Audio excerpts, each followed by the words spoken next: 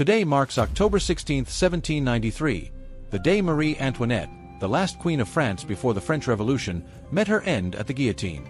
Most people know her as the out-of-touch royal who supposedly dismissed the starving peasants of France with, "Let them eat cake."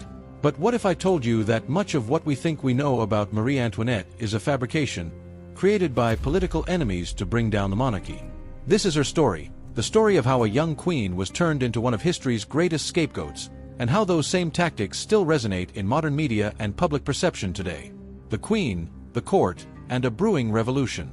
In 1774, a young Austrian princess, Marie Antoinette, became Queen of France. She was only 18, charming, beautiful, and full of life, but her marriage to Louis XVI placed her in a foreign court that was quick to judge her. French aristocracy and public opinion alike began scrutinizing her every move. Political pamphlets and cartoons painted her as frivolous, promiscuous, and even unfit to rule, and this narrative was carefully constructed by her opponents to tarnish her name and erode confidence in the monarchy. And yet, despite the royal family's wealth, France's economic issues went far beyond Marie's expenses. The national debt was swelling, driven by wars and a tax system that heavily burdened the commoners while nobility remained largely unaffected. But Marie Antoinette became the scapegoat, and the public's ire grew steadily. Madame Deficit, the birth of a media persona. It wasn't long before Marie Antoinette was publicly labeled as Madame Deficit. In the court of public opinion, she was now the symbol of extravagance, a queen who had supposedly drained the country's coffers for her own pleasure. In reality, her spending was a small portion of the royal budget. However, the perception of her as a spendthrift had been set in stone by caricatures and pamphlets that spread like wildfire across France, fanning the flames of revolution. Her luxurious fashion choices and the private, tranquil haven she built at the Petit Trianon only added to this image.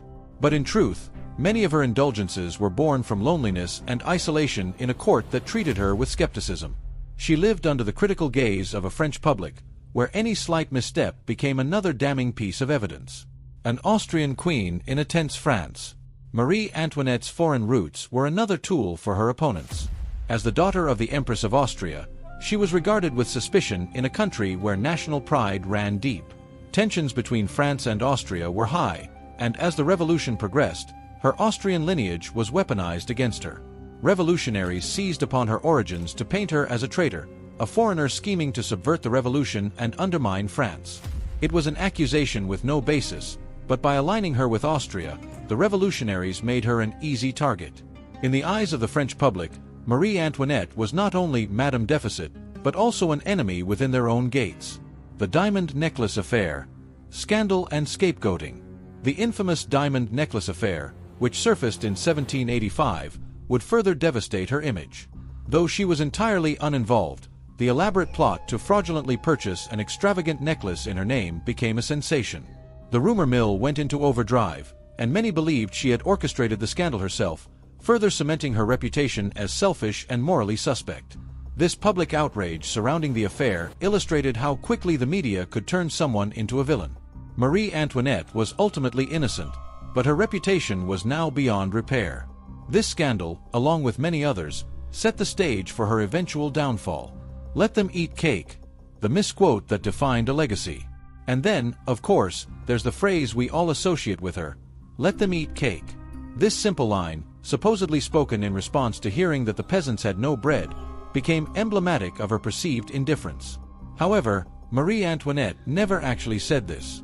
The phrase originates from Confessions, an 18th-century book by Jean-Jacques Rousseau, published before Marie even arrived in France.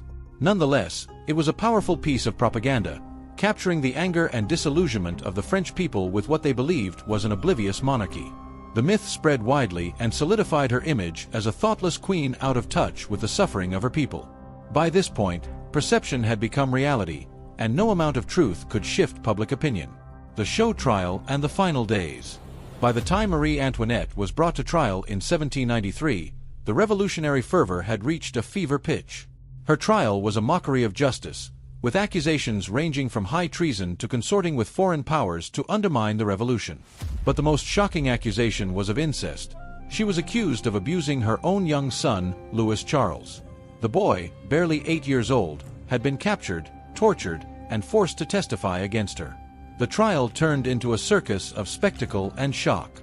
Even in the face of such humiliation, Marie maintained her composure, defending herself with dignity. However, she was sentenced to death and led to the guillotine, becoming one of the many tragic figures caught up in the terror of the revolution. On her way to the scaffold, Marie Antoinette accidentally stepped on her executioner's foot. Her last words were a simple, "Pardon me, sir, I didn't do it on purpose."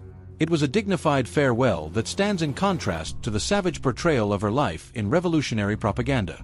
Remembering Marie Antoinette, scapegoat of a revolution. After her execution, her body was discarded in a mass grave alongside her husband, Louis XVI. It wasn't until decades later that a royalist located the site, bought the land, and erected a chapel. Inside, a stunning sculpture now commemorates her, showing Marie Antoinette upheld by her faith, with her crown resting humbly at her feet.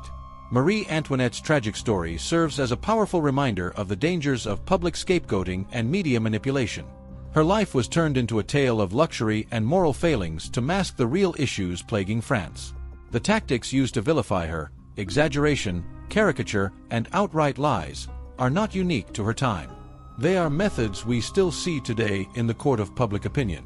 Thank you for joining us on this journey into the life and legacy of Marie Antoinette.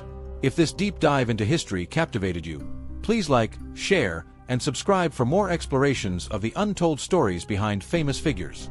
And remember, there's always more to the story than meets the eye.